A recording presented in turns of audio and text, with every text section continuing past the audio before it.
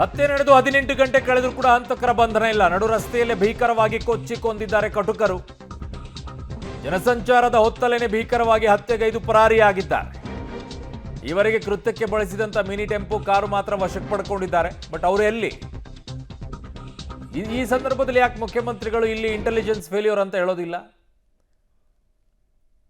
ಯಾಕೆ ಹೇಳೋದಿಲ್ಲ? ನನ್ನ ಸಹೋದ್ಯೋಗಿ ಈಗ ದಕ್ಷಿಣ ಕನ್ನಡದ ಪ್ರತಿನಿಧಿ ಸುಕ್ಪಾಲ್ ಪೊಳ್ಳಿ ನನ್ನ ಸಂಪರ್ಕಕ್ಕೆ ಸಿಗ್ತಾ ಇದ್ದಾರೆ. ಸುಕ್ಪಾಲ್, ಆ ಕಡೆ ಹೊಡೆದ್ರು ಅಂತ ಈ ಕಡೆಯವ್ರು ನೋಡಿಯೋದು, ಈ ಕಡೆ ಹೊಡೆದ್ರು ಅಂತ ಆ ಕಡೆಯವ್ರು ನೋಡಿದ್ರು, ಹೊಡಿತಾನೇ ಇರ್ತಾರೆ. ಬಟ್ ನಿಲ್ಲೋ ಲಕ್ಷಣಗಳಂತೂ ಮಂಗಳೂರಿನಲ್ಲಿ ಕಾಣೋದಿಲ್ಲ. ಏನು ಆಗ್ತಾ ಇದೆ ಅಂತ? ಯಾಕೆ ಇಷ್ಟೊಂದು ಫೇಲ್ಯೂರ್ ಆಗ್ತಾ ಇದೆ?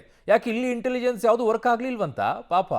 ಖಂಡಿತ ಈ ಪ್ರಶ್ನೆಯನ್ನು ಅರುಣ್ ಎಲ್ಲರೂ ಕೇಳ್ತಾ ಇರುವಂಥದ್ದು. ಯಾಕಂತ ಹೇಳಿದರೆ ಈ ಒಂದು ಹತ್ಯೆಯನ್ನು ಮಾಡ್ತೇವೆ ಅನ್ನುವಂಥದ್ದನ್ನು ರಾಜಾರೋಷವಾಗಿ ಇನ್ಸ್ಟಾಗ್ರಾಮ್ನ ಸ್ಟೇಟಸಲ್ಲಿ ಹಾಕಿರುವಂಥ ದುಷ್ಕರ್ಮಿಗಳು ಕಳೆದ ಮಾರ್ಚ್ 31ನೇ ತಾರೀಕಿಗೆ ಅದನ್ನು ಸ್ಟೇಟಸನ್ನು ಹಾಕಿದ್ದಾರೆ. ಮುಂದಿನ ಟಾರ್ಗೆಟ್ ಇವನೇ ಅನ್ನುವಂಥದ್ದು ಇದೇ ಸುಹಾಸ್ ಶೆಟ್ಟಿಯ ಫೋಟೋವನ್ನು ಹಾಕಿರುವಂಥದ್ದು. ಜೊತೆಗೆ ಅದನ್ನು ಸುಹಾಸ್ ಶೆಟ್ಟಿಗೆ ಟ್ಯಾಗ್ ಮಾಡಿದ್ದಾರೆ. ಈ ಸಂದರ್ಭದಲ್ಲಿ ಪೊಲೀಸರ ಗಮನಕ್ಕೆ ಬಂದಿರುವಂಥದ್ದು ಇದು. ಆದರೆ ಇದನ್ನು ಫೇಕ್ ಐಡಿ ಅನ್ನುವಂಥ ಹಿನ್ನೆಲೆಯಲ್ಲಿ ಪೊಲೀಸರು ಸುಮ್ಮನಾಗಿದ್ದಾರೆ. ಆದರೆ ಫೇಕ್ ಐಡಿ ಆಗಿದ್ದರೂ ಇದನ್ನು ಕ್ರಿಯೇಟ್ ಮಾಡಿದವರು ಮಂಗಳೂರಿನವರೇ ಅನ್ನುವಂಥದ್ದು ಸ್ಪಷ್ಟವಾಗಿ ಗೊತ್ತಿತ್ತು. ಆ ಸಂದರ್ಭದಲ್ಲಿ ತನ್ನ ಆತ್ಮರಕ್ಷಣೆಗಾಗಿ ಕಾರ್ನಲ್ಲಿ ವೆಫನ್ಗಳನ್ನು ಇಟ್ಕೊಂಡು ಓಡಾಡ್ತಿದ್ದಂಥ ಹಿನ್ನೆಲೆಯಲ್ಲಿ ಈ ಸುಹಾಸ್ ಶೆಟ್ಟಿ ಯಾವುದೇ ವೆಫನ್ ಇಲ್ಲದ ರೀತಿಯಲ್ಲಿ, ಯಾವುದೇ ಒಂದು ಕೋಲನ್ನು ಇಡದ ರೀತಿಯಲ್ಲಿ ಪೊಲೀಸರು ಪ್ರತಿದಿನ ಚೆಕ್ ಮಾಡ್ತಾ ಇದ್ದರು. ಆದರೆ ಈ ರೀತಿಯಾದಂಥ ಪೋಸ್ಟ್ ಹಾಕಿರುವಂಥ ಹಿನ್ನೆಲೆಯಲ್ಲಿ, ಇನ್ಸ್ಟಾಗ್ರಾಮಲ್ಲಿ ಓಪನ್ ಆಗಿ ಪೋಸ್ಟ್ ಹಾಕಿರುವಂಥ ಹಿನ್ನೆಲೆಯಲ್ಲಿ ಪೊಲೀಸರು ಕ್ರಮ ಕೈಗೊಳ್ಳಬೇಕಿತ್ತು, ಯಾವುದಾದ್ರೂ ಒಂದು ತನಿಖೆಯನ್ನು ಮಾಡಬೇಕಿತ್ತು. ಜೊತೆಗೆ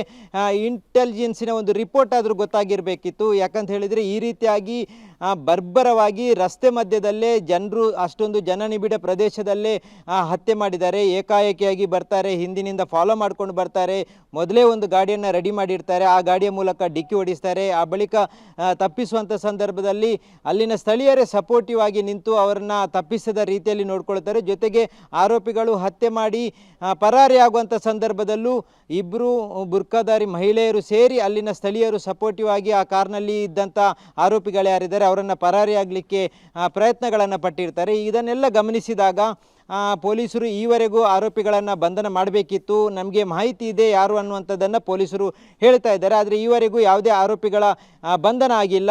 ಈಗ ಇರುವಂಥ ದಾಖಲೆಗಳು ಅದು ಮೊಬೈಲ್ನಲ್ಲಿ ಎಲ್ಲವೂ ಚಿತ್ರೀಕರಣ ಆಗಿದೆ, CC ಕ್ಯಾಮ್ರಾದಲ್ಲಿ ಚಿತ್ರೀಕರಣ ಆಗಿರುವಂಥದ್ದು, ಅದರೆಲ್ಲ ಫುಟೇಜ್ಗಳು ಪೊಲೀಸರ ಹತ್ರ ಇದ್ದರೂ ಇಷ್ಟು ತಡ ಯಾಕೆ ಅನ್ನುವಂಥ ಪ್ರಶ್ನೆ ಕಾಡ್ತಾ ಇರುವಂಥದ್ದು. ಅರುಣ್, ಓಕೆ ಸುಕ್ಪಾಲ್, ನಿಮ್ಮೆಲ್ಲ ಮಾಹಿತಿಗೆ ಧನ್ಯವಾದಗಳು.